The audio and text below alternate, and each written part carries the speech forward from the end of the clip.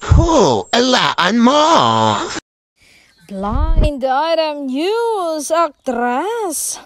Nagbigay ng 10 points kay aktor. Masyadong green flag. Hulaan nyo kung sino ito. Kilig match na umamin ang aktres na si B nang nakausap siya ng isang sawsawera. Habang nagbabakasyon siya sa Soccer with her family, ay inamin ng aktres na hindi niya alam na sinundan pala siya ng boyfriend niya. Sinurprise daw siya ng binata. Diba ang sweet ni Master? Nakakakilig. Sana all. Ang haba talaga ng hair ng dalaga. Hirit nga ng isang netizen, 10 points para kay Actress B. Mapanlamang po.